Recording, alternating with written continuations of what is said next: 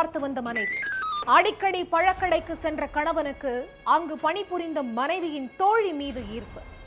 தன் மனைவியை டிவோர்ஸ் செய்துவிட்டு உன்னை திருமணம் செய்து கொள்கிறேன் என குண்டை தூக்கி போட்ட தோழியின் கணவர். மறுத்த இளம் பெண்ணை அடித்து பாலியல் வன்கொடுமை செய்து கழுத்தை நெரித்து கொன்ற கொடூரம். 4 ஆண்டுகளாக நீதிமன்றத்தில் நடந்து வந்த கொலை வழக்கு. குற்றவாளிக்கு விதிக்கப்பட்ட தீர்ப்பின் விவரம் என்ன?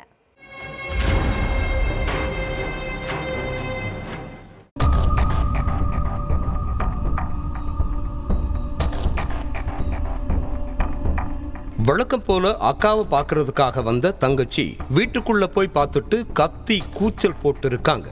சத்தம் கேட்டு ஓடி வந்த அக்கம் பக்கத்துல உள்ளவங்க இளம்பெண்ணோட வீட்டுக்குள்ள போய் பார்த்திருக்காங்க. அப்போ அந்த இளம்பெண் ஆடையெல்லாம் கிழிஞ்சு உயிரிழந்து கிடந்திருக்காங்க.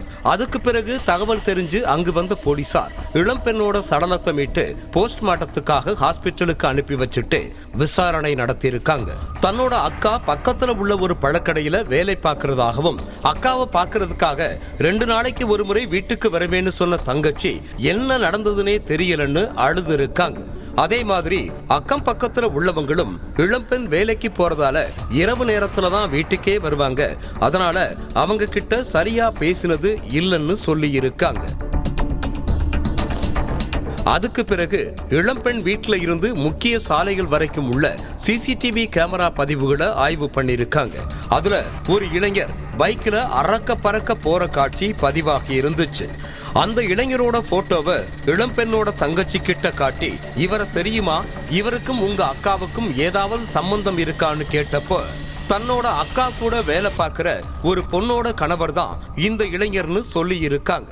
அடுத்து இளம்பெண் வேலை பார்த்த கடைக்கு போய் சிசிடிவி காட்சியில இருந்த இளைஞரோட மனைவி கிட்ட விசாரணை நடத்தின போலீசார் அவங்களோட வீட்டுக்கு போய் ஜெகன் கிட்டையும் விசாரணை நடத்திருக்காங்க. அப்பதான் பல அதிர்ச்சி உண்மைகள் எல்லாம் தெரிய வந்துச்சு. புதுக்கோட்டை அறந்தாங்கி பகுதியைச் சேர்ந்த ஜெகன் கோவை நஞ்சுண்டாபுரத்துல உள்ள ஒரு தனியார் கம்பெனியில வேலை பார்த்துட்டு இருந்திருக்கார். சாய்பாபா காலனியில உள்ள ஒரு பழக்கடையில ஜெகனோட மனைவி வேலை பார்த்துட்டு இருந்திருக்காங்க. அந்த பழக்கடையில வேலை பார்த்த ஒரு இளம்பெண் ஜெகனோட மனைவி கிட்ட தோழியா பழகி இருக்காங்க. தினமும் மனைவியை அழைக்கிறதுக்காக கடைக்கு வந்த ஜெகன் மனைவியோட தோழி கிட்ட பேசி இருக்கார். சாதாரணமா பேச ஆரம்பிச்ச மனைவியோட தோழி மேல ஜெகனுக்கு ஒரு ஈர்ப்பு வந்திருக்கு. அதனால தினமும் போன் பண்ணி பேசுறது, வாட்ஸ்அப்ல மெசேஜ் பண்றதுன்னு இருந்திருக்கார். தோழியோட கணவர் தானேன்னு நினைச்ச இளம் பெண்ணும் அதை பெருசா எடுத்துக்கல. ஆனா கணவரோட கால் ஹிஸ்டரிய பார்த்த மனைவி, என் தோழி கிட்ட தேவையில்லாம எதுக்கு பேசுறீங்க, தினமும் SMS எதுக்காக அனுப்புறீங்கன்னு சண்டை போட்டு இருக்காங்க. தம்பதிக்குள்ள நடந்த இந்த சண்டை எதுவுமே தோழிக்கு தெரியாது. இதுக்கு மத்தியில ஜெகனுக்கு பிறந்த நாள் வந்ததால ஒரு வாட்சை கிஃப்ட் பண்ணி இருக்காங்க அந்த இளம் பெண். அதுலயும் அந்த இளம் பெண்ணுக்கு எந்த உள்நோக்கமும் இல்லை. ஆனா ஜெகனுக்கு உள்ளுக்குள்ள ஒரு பிளான் இருந்திருக்கு. அந்த பிளான் படி இளம்பெண்ணோட வீட்டுக்கு வந்திருக்காரு ஜெகன். என்ன ஆச்சு, நீங்க மட்டும் வந்திருக்கீங்க, என் தோழி எங்கன்னு கேட்டு இருக்காங்க இளம்பெண்.